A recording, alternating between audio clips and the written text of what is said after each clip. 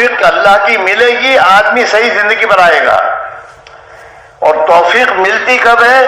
جب آدمی اپنے دل کا فیصلہ بدلتا ہے. جماعت میں بھی نکلنے کی توفیق، اس میں بہت سے ہیں جن کو کوئی کام نہیں، ریٹائر، اور میرے دوستوں بازاروں میں ہوٹلوں میں بیٹھ کر باتیں کر کے کھا پی کے دن گزار رہے ہیں، لیکن جماعت میں نہیں جا رہے. یہ سمجھ میں نہیں آتی ان کو. توفیق نہیں مل رہی. کیوں توفیق نہیں مل رہی؟ اندر کا فیصلہ بدلا نہیں ہے.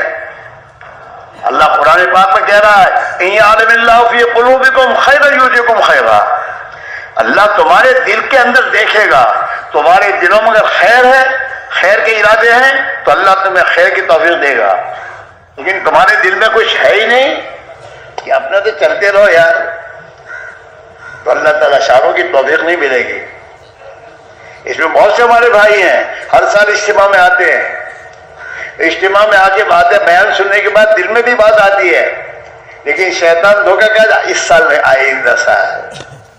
وہ بھی ایسا پکا وکیل ہے، ایڈوکیٹ ہے، اس سال یا نہیں چلو ابھی نہیں 15 دن کے بعد جائے، ایسا نہیں کہتا.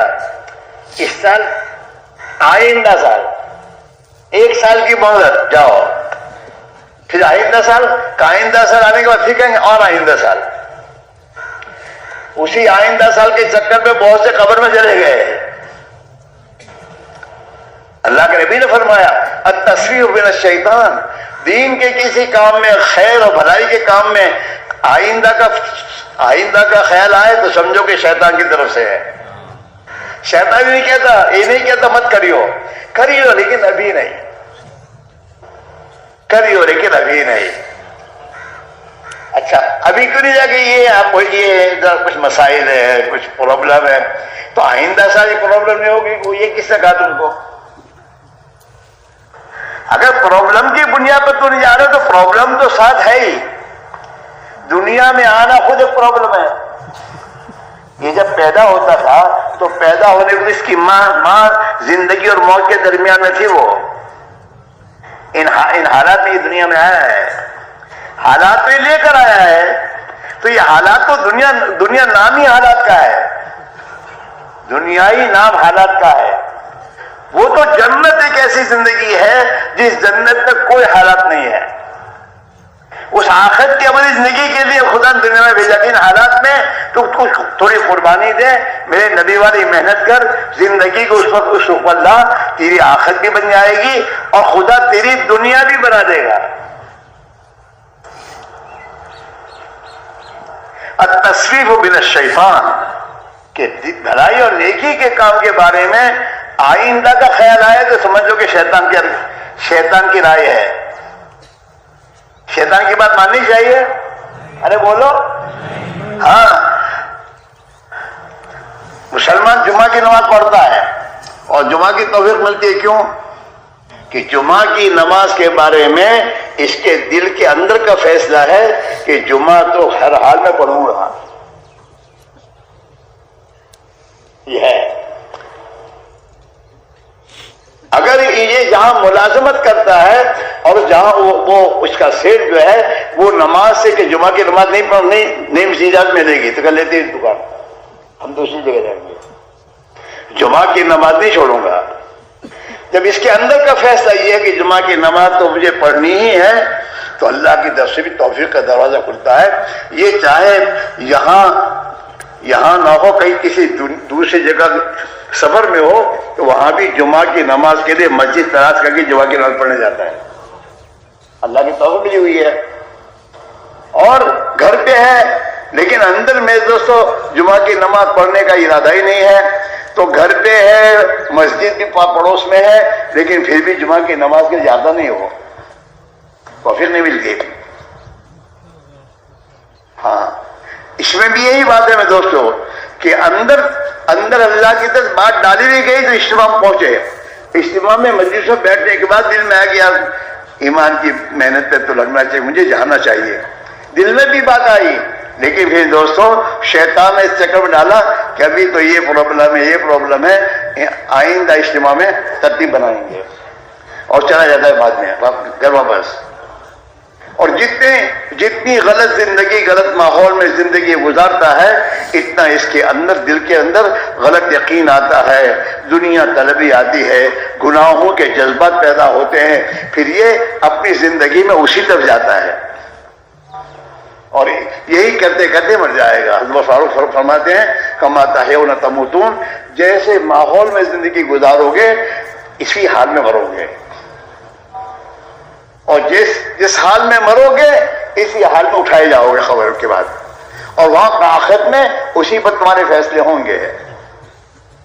اسی میرے بھائیوں، اپنے حال پر رحم کھاؤ، اپنی اولاد پر رحم کھاؤ، گھروں میں دین لاؤ، بچوں کو دیندار بناؤ، ورنہ میرے دوستو تمہاری اور میری بے دینی اور غفلت کی زندگیاں یہ ہمارے گھر میں ایسے حالات لائے گی، اور ہمارے بچے دیندار نہیں ہوں گے تو جو کچھ دنیا دے کر جاؤ گے وہ دنیا بھی ان کے ہاتھ سے نکل جائے گی اور یہ دنیا میں بھی پریشان ہو جائیں گے۔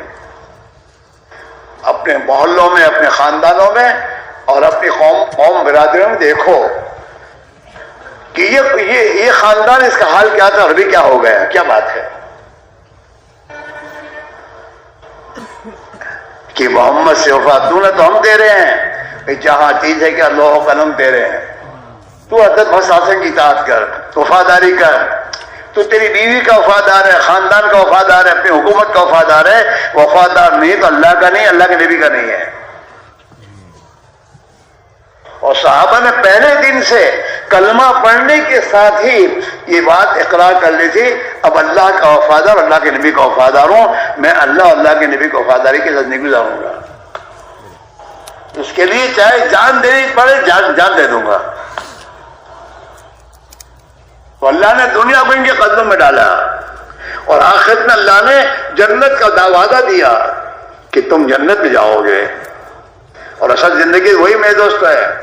یہ تو اللہ کا شکر ہے، اللہ نے زندگی دے رکھی ہے، کچھ پتہ نہیں شام ہوگی نہیں ہوگی، اس لیے اللہ کے نبی نے فرمایا کہ زندگی جب تک ہے زندگی کو غنیمت سمجھ کو کچھ کر لو، اپنے ایمان کو بنا لو، اپنا تعلق اللہ سے ہی کر لو، اللہ کے نبی کی محبت دل میں پیدا کر لو تاکہ تمہاری آخرت بن جائے گی اور دنیا میں خدا تمہیں ایک خوشحال زندگی دے گا۔ جی ہاں، محبت اللہ ڈالتا ہے دلوں میں انسانوں کے، اور اللہ تعالیٰ اس صحیح زندگی کی بنیاد پر اللہ برکتوں کے دروازے کھولتا ہے اور دلوں میں خدا محبت ڈالتا ہے، دنیا کی زندگی خوشحال بن جاتی ہے، اور موت کے بعد موت کا دن خوشی کا دن ہوگا۔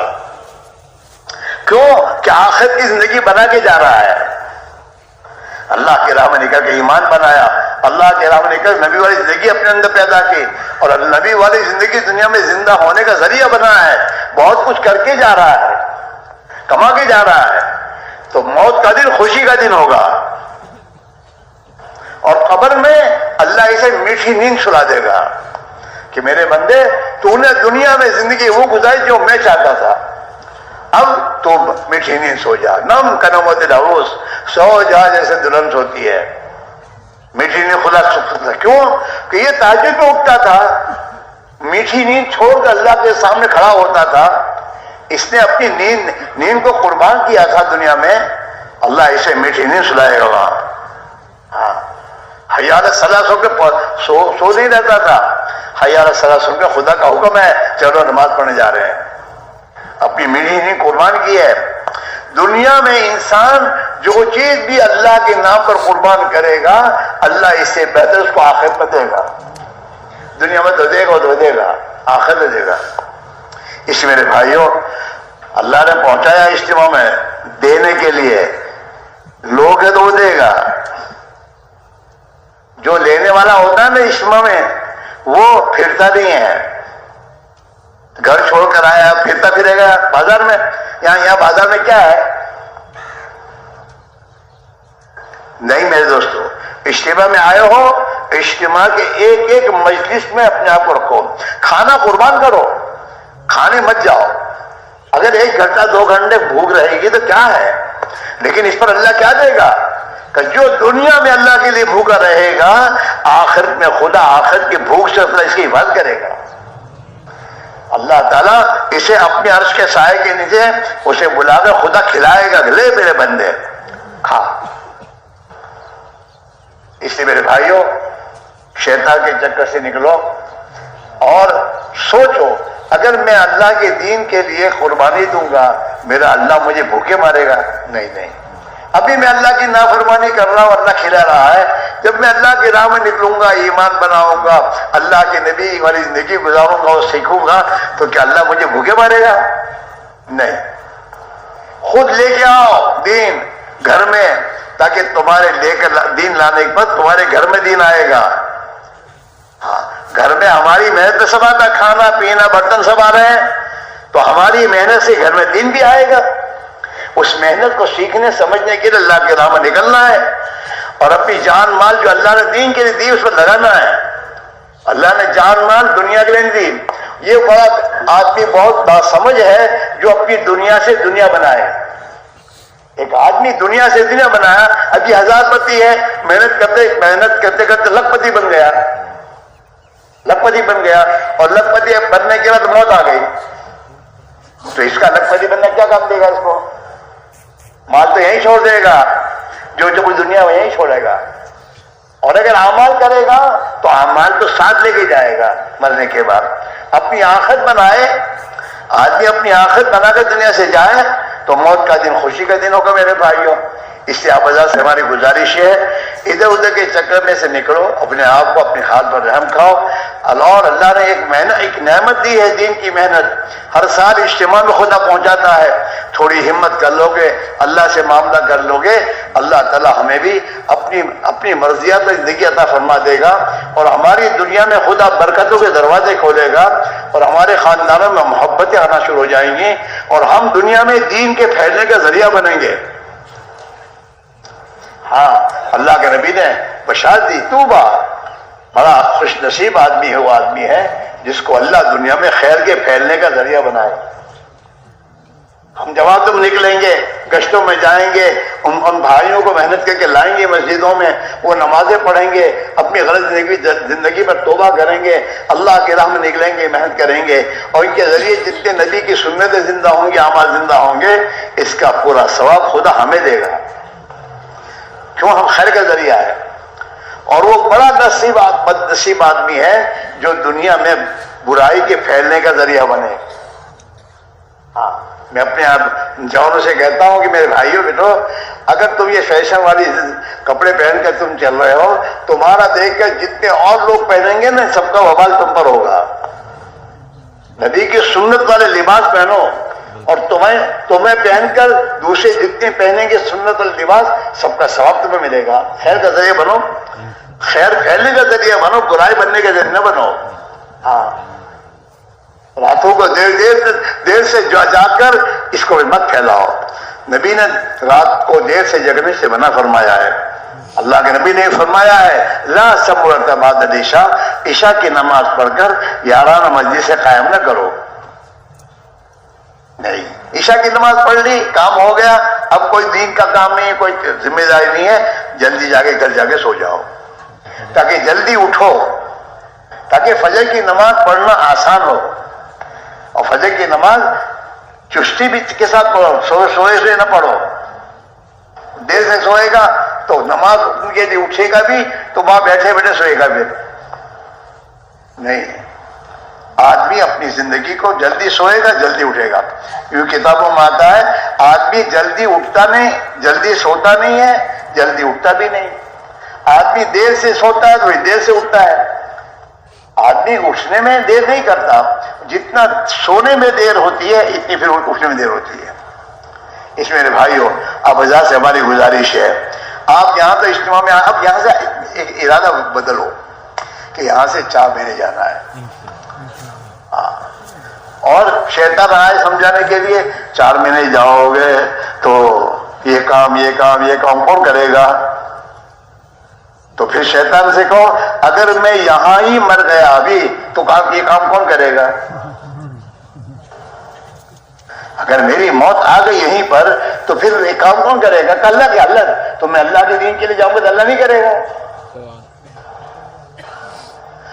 شیطان کے ساتھ ذرا آؤ، تو اللہ آسان کر دے گا. اور یہ بات صاف ہے, اللہ یہ فرماتے میرا بندہ ایک بارش میری طرف چلے گا نا, میں ایک ہاتھ چلوں گا. بندے کی مدد اللہ کرتا ہے. اور تم جاؤ گے نا, تمہارے جتنے کام چھوڑ کے جاؤ گے, ان کاموں کا ہونے کا وقت اللہ کیا متعین ہے, وہ اس وقت پر کام ہونا ہے, چاہے میں ہوں گا نہیں یا ہوں گا, وہ تو ہونا ہے. اور تمہارے بغیر وہ کام بنیں گے تو اللہ تمہارا یقین بنائے گا کہ یار میں تو تھا نہیں, کام بہت اہم تھا, میں چلا گیا, اللہ نے میرا کام بنایا. تمہاری زبان کا بول ایمانی بنے گا, اور تمہاری بیوی کا بول ایمانی بنے گا.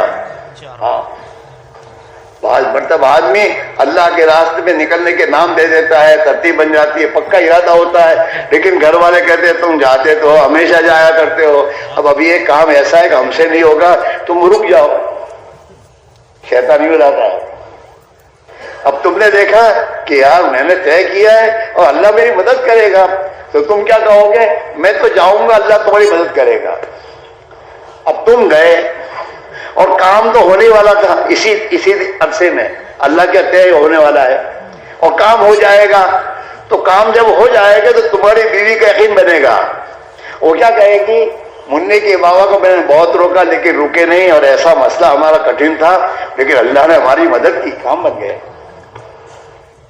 لڑکوں کا یقین بنے گا کہ ابا گئے لیکن اللہ نے کام بنایا. تمہاری فیکٹری کا مینیجر, اس کا یقین بنے گا کہ سیٹھ صاحب کو بہت پسند آیا, نہیں رکے اور چلے گئے, اور اللہ نے مدد کی, کام ہو گیا. سب کا یقین بنے گا. اگر تم رک جاؤ گے تب بھی کام تو ہوگا جو ہونے والا ہے اسی عرصے میں, لیکن تمہارا یقین پہلے بگڑے گا. کیا